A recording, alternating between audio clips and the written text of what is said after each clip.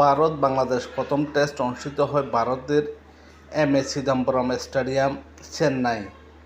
অতীতে আমরা দেখেছি ভারত বাংলাদেশের বিপক্ষে এত শক্তিশালী দল নিয়ে কখনো টেস্ট স্কোয়াড ঘোষণা করেনি। এবার বাংলাদেশ দল যখন পাকিস্তানকে টেস্ট সিরিজ পরাজিত করে, তখন থেকে ভারতীয় টিম ম্যানেজমেন্ট এবার সবচেয়ে শক্তিশালী দল গঠন করে বাংলাদেশের বিপক্ষে। ভারতীয় দলের সমস্ত তারকা প্লেয়ারদের রাখা হয়েছে বাংলাদেশের বিপক্ষে। জয়সওয়াল, রোহিত শর্মা, শুভমান গিল, বিরাট কোহলি, ঋষভ পন্থ, লোকেশ রাহুল, রবীন্দ্র জাদেজা, রবিচন্দ্রন অশ্বিনের মতো সমস্ত তারকারাই এই টেস্ট ম্যাচে আছেন। টসে জিতে বাংলাদেশ বোলিংয়ের সিদ্ধান্ত নেয়, রীতিমতো সফলতাও পায়।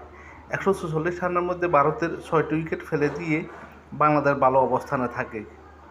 রবিচন্দ্র অশ্বিন ও রবীন্দ্র জাদেজার ব্যাটিং দৃঢ়তায় বাংলাদেশ ম্যাচ থেকে কিছুটা ছিটকে গেল।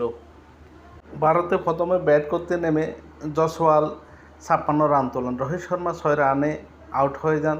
শুভমান গিল কোনো রান করতে পারেন না। বিরাট কোহলি 6 রান করেন। ঋষভ পন্থ 52 বলে 39 রান করেন। লোকেশ রাহুল 52 বলে 16 রান করেন। তবে বাংলাদেশের গলার কাটা হয়ে দাঁড়ায় রবীন্দ্র জাদেজা। 117 বল খেলে 83 রান করেন। রবিচন্দ্রন অশ্বিন 112 বলে 102 রান করে সেঞ্চুরি হাঁকান। প্রথম দিন খেলা শেষে ভারত 339 রান তুলে ভালো অবস্থানে আছে।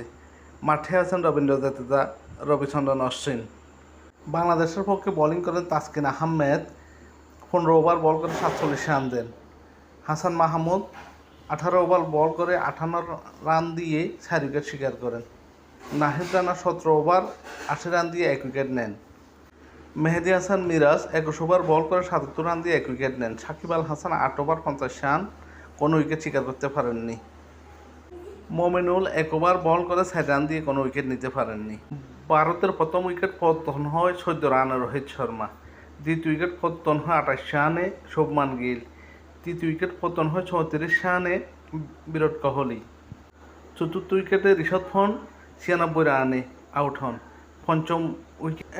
পঞ্চম ও ষষ্ঠ উইকেট পতন হয় 146 রানে।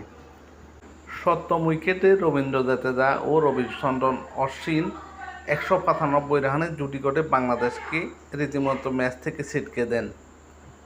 আগামীকাল দ্বিতীয় দিনের খেলায় রবিচন্দ্র অশ্বিন ও রবীন্দ্র জাদেজা ব্যাটিং করতে নামবেন। বাংলাদেশের বোলারদের প্রত্যাশা আগামীকাল যত দ্রুতই এই দুই ব্যাটারকে আউট করতে পারেন ততই বাংলাদেশের জন্য মঙ্গল। বাংলাদেশ দলের বোলাররা প্রথম 2 সেশনে যেমন বল করেছেন, শেষের দিকে এসে খুব একটা সুবিধা করতে পারেননি।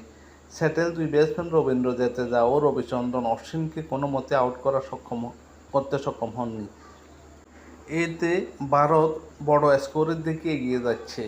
আশা করি বাংলাদেশ আগামীকাল ঘুরে দাঁড়াবে।